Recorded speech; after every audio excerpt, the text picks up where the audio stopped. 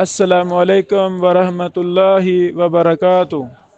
بسم اللہ والحمد للہ والصلاة والسلام علی رسول اللہ، اما بعد۔ سنن ابی داود حدیث نمبر 274۔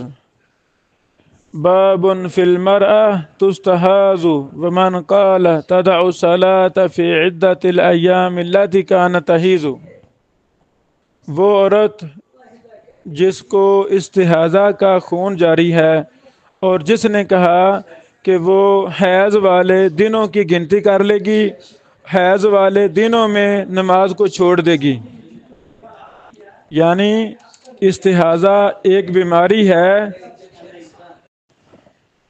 یعنی حیض والی عورت کو استحاضہ کا خون جاری ہو جائے تو وہ اپنے حیض والے ایام میں نماز چھوڑ دے گی۔ اصل میں اس کی مختلف قسمیں ہیں، یعنی ایسی خواتین کی مختلف قسمیں ہیں۔ ایک وہ عورت ہے جس کو زندگی میں پہلی بار ہی حیض کا خون جاری ہوا ہے اور ساتھ وہ استحاضہ والا بھی جاری ہو گیا ہے۔ یہ اپنے عرف کے مطابق ہی اپنے دنوں کو شمار کرے گی۔ عرف سے مراد اس کے محلے میں، اس کے رشتہ داروں میں جو عرف چل رہا ہے عورتوں کے مینسز کا، وہی اسی کا حساب ہوگا۔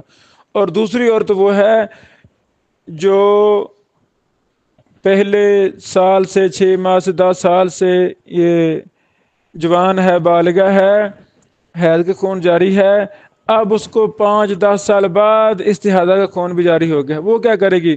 اس کو اپنی سابقہ روٹین کا پتہ ہے، وہ اس کے مطابق فیصلہ کرے گی۔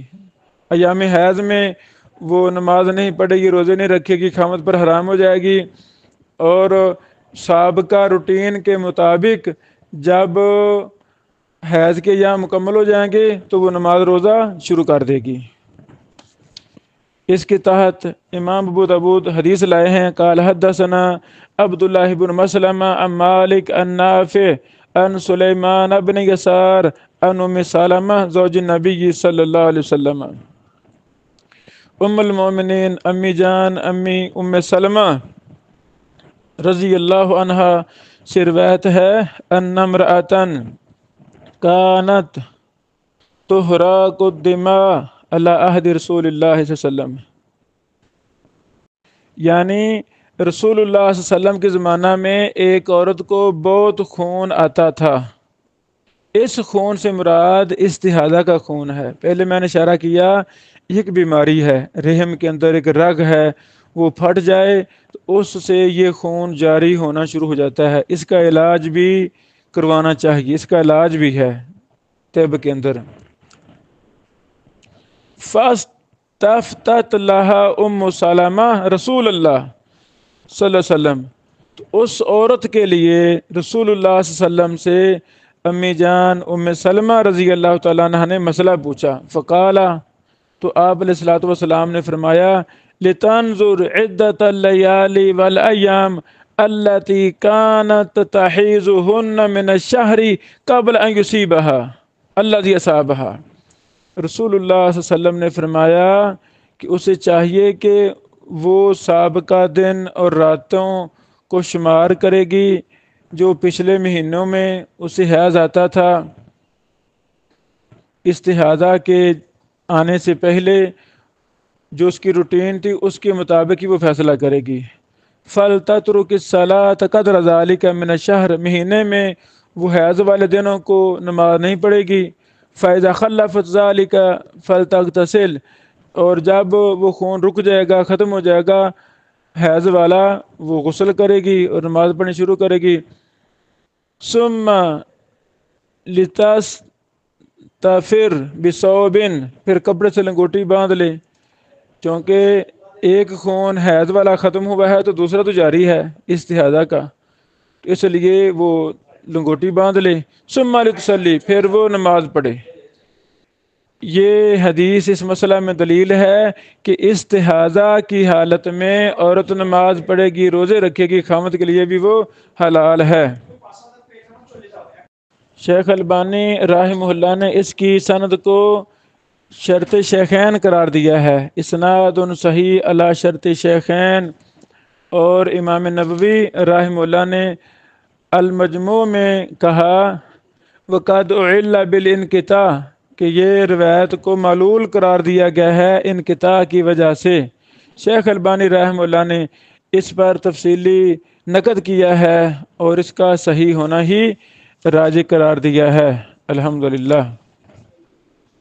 باقی اس حدیث کے تمام راوی وہی ہیں جو سابقہ احادیث میں ابو داؤد میں گزر چکے ہیں الحمدللہ۔ اسی معنی میں حدیث صحیح مسلم میں بھی ہے 333 نمبر حدیث، اور اس حدیث کے کئی ایک شواہد بھی ہیں، تو صحیح مسلم کی حدیث بھی اس کا شاہد ہے اور دیگر بھی احادیث کے شاہد ہیں، ان شواہد کی وجہ سے یہ بھی حدیث صحیح ہے الحمدللہ۔ سنن ابی داؤد حدیث نمبر 275۔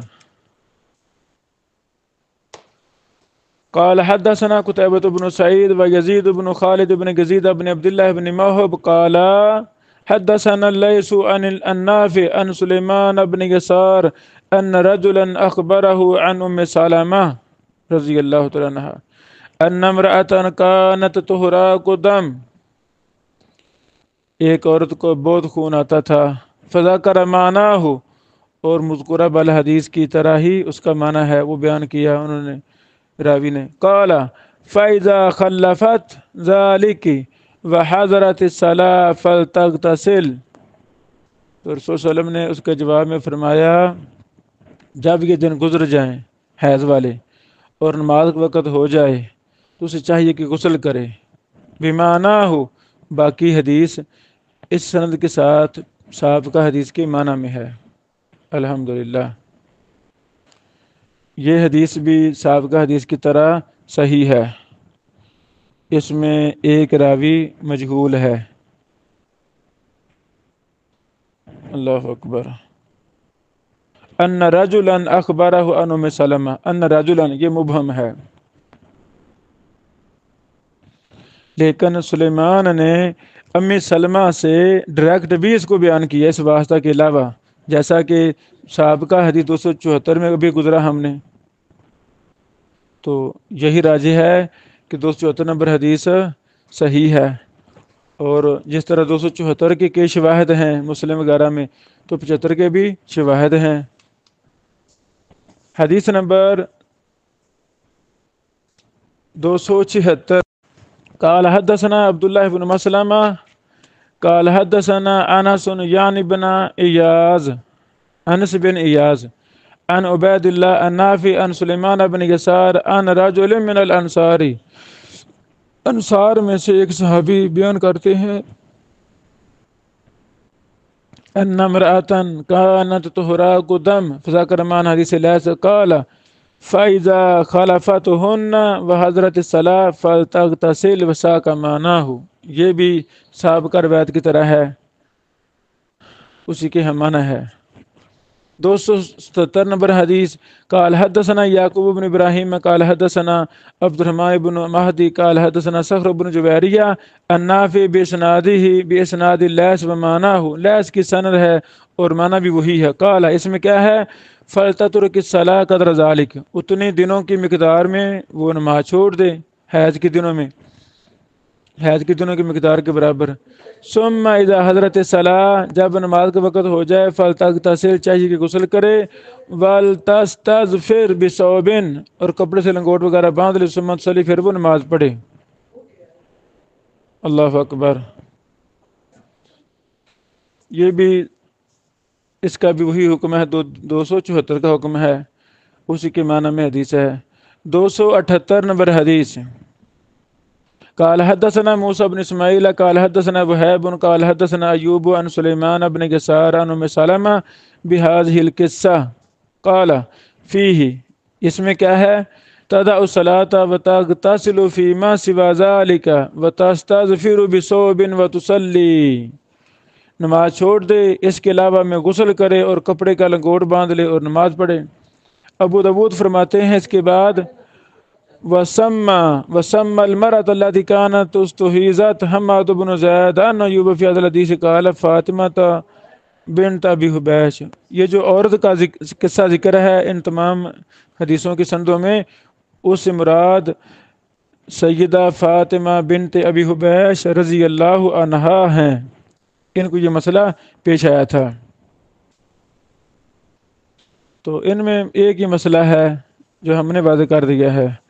حدیث نمبر 279، قال حدثنا قتيبة بن سعيد قال حدثنا الليث عن يزيد بن ابي حبيب عن جعفر عن عراق عن عروة عن عائشة انها قالت، امی عائشہ فرماتی ہیں، ان ام حبیبہ سالت النبی صلی اللہ علیہ وسلم عن الدم، ام حبیبہ نے رسول اللہ صلی اللہ علیہ وسلم سے خون کے بارے میں سوال کیا۔ فقالت عائشہ، تو امی عائشہ کہتی ہیں، فرأیت مرقانها، میں نے ان کی لگن دیکھی تھی، ملعان یعنی برتن وغیرہ، ملعان دمن جو خون سے بری ہوئی تھی۔ فقال لها رسول اللہ، تو نبی رحمت صلی اللہ علیہ وسلم نے فرمایا، ام کو سی قدر ما کانت تحبسو کی حیضتو کی ثم اغتسلی، اس سے پہلے کی عادت کے مطابق نماز سے رکی رہو، سابقہ روٹین کا خیال رکھو، جیسے باقاعدہ تمہیں حیض روکتا تھا اس کے مطابق رک جانا، پھر غسل کرو، معروضہ شروع کرو۔ یہ ذکر کرنے کے بعد امام ابو داود فرماتے ہیں، وَرَوَاهُ قُتَيْبَةُ بَيَّنَ عَضْعَافَ حدیث جعفر بن ربیہ فی آخرها، وَرَوَاهُ علی بن عیاش ویونس بن محمد عن اللیث فقال جعفر بن ربیہ۔ امام ابو داود نے کہا، قتیبہ نے ایک حدیث میں بین السطور اس روایت کی سند میں جعفر کا نسب اس طرح بیان کیا، جعفر بن ربیہ، دوسری مرتبہ واضح کیا، یعنی انہیں جعفر کے ابن ربیہ ہونے میں شک تھا، جبکہ علی بن عیاش اور یونس بن محمد نے لیث سے روایت کیا تو ان دونوں نے صراحت کے ساتھ بغیر کسی شک و شبہ کے جعفر بن ربیہ کہا۔ ایک راوی نے شک سے ذکر کیا تو دوسرے دو راویوں نے بغیر شک کے جعفر بن ربیہ ذکر کیا۔ اللہ اکبر۔ یہ جو 279 نمبر حدیث ہے یہ صحیح مسلم میں ہے، حدیث نمبر 334۔ الحمدللہ۔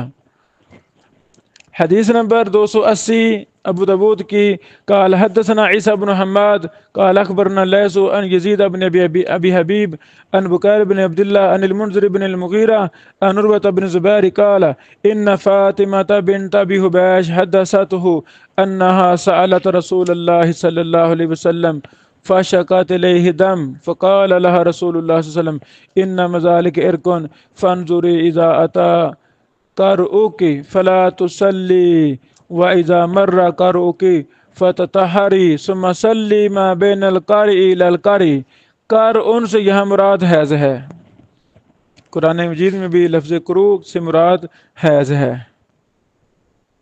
واضح حدیث ہے۔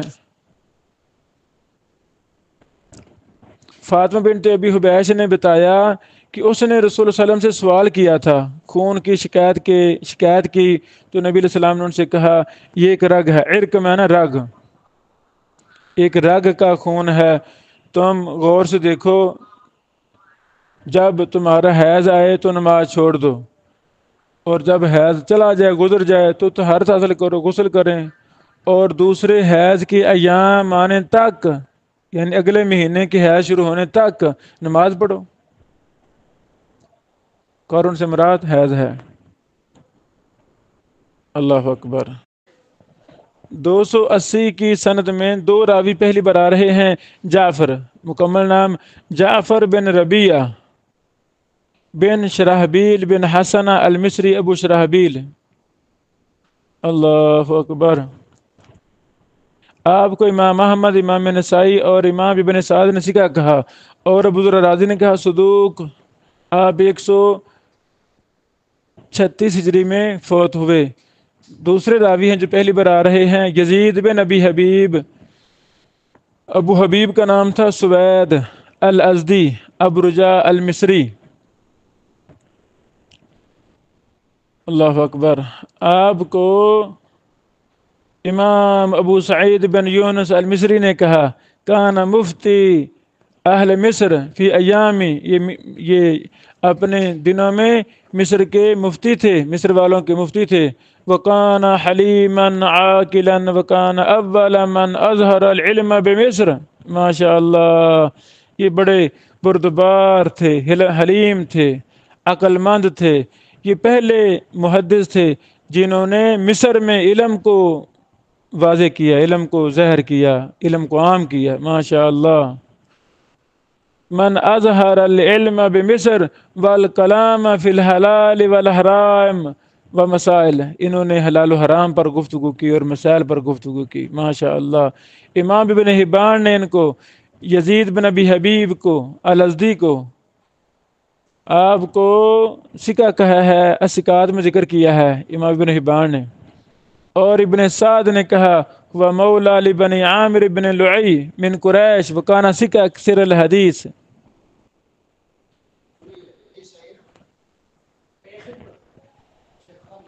آپ سکہ تھے اور کثیر الحدیث تھے، آپ 128 ہجری میں فوت ہوئے، اللہ اکبر۔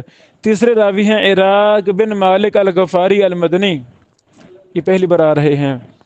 امام اجلی نے کہا تابعی ثقۃ من خیار تابعین، ابو زرع اور ابو حاتم نے کہا ثقہ، آپ مدینہ منورہ میں فوت ہوئے یزید بن عبد الملک کی خلافت میں، اللہ اکبر۔ باقی احادیث کا معنی، ایک ہی حدیث کے مختلف سندوں کو امام ابو داود نے بیان کیا ہے، الحمدللہ۔ تو یہ ہمارا دین، یہ ہمارے پیارے پیغمبر صلی اللہ علیہ وسلم کی مبارک حدیثیں اور احادیث کو اللہ تعالیٰ نے کس طرح محفوظ کیا ہے، اس پر میں نے کافی عرصہ پہلے کے دروس دیے تھے کہ سنت کو اللہ تعالیٰ نے زیادہ طریقوں سے محفوظ کیا ہے قرآن کریم کی نسبت، الحمدللہ، چونکہ قرآن کی تفسیر حدیث اور سنت ہے، حدیث ہے قرآن کی تفسیر۔ اگر تفسیر محفوظ نہ ہوگی تو جس کی تفسیر کرنی ہے وہ کیسے محفوظ ہوگا؟ معنی کا پتہ نہیں چلے گا، مفہوم کا پتہ نہیں چلے گا کہ قرآن کی آیت کا معنی مفہوم کیا ہے۔ اس لیے اللہ تعالیٰ نے قرآن کو بھی محفوظ کیا ہے اور حدیث کو بھی محفوظ کیا ہے، الحمدللہ، دونوں ہی وہی ہیں، ان دونوں کی حفاظت کی ذمہ داری اللہ تعالیٰ نے خود لی ہے۔ اِنَّا نَحْنُ نَزَّلْنَا ذِكْرَ وَإِنَّا لَهُ لَحَافِظُونَ، ذکر سے مراد قرآن و سنت ہے، الحمدللہ۔ ابو داود کی 280 نمبر حدیث میں دو راوی پہلی بار آ رہے ہیں، عیسیٰ بن حماد بن مسلم بن عبداللہ ابو موسیٰ التجیبی، اللہ اکبر۔ آپ کو امام ابو حاتم نے کہا ثقۃ راضی، آپ ثقہ تھے اور پسندیدہ تھے، الحمدللہ۔ اسی طرح ابو داود نے کہا لا باس بہ، امام نسائی، امام دارقطنی نے ثقہ کہا ہے، امام ابن حبان نے ثقات میں ذکر کیا ہے، اب 248 ہجری میں فوت ہوئے۔ دوسرے راوی ہیں بکیر بن عبداللہ بن الاشج ابو عبداللہ المخزومی مولاہم، آپ کو امام احمد بن حنبل نے ثقہ کہا ہے، اسی طرح ابن معین اور ابو حاتم نے ثقہ کہا ہے، آپ 120 ہجری میں فوت ہوئے۔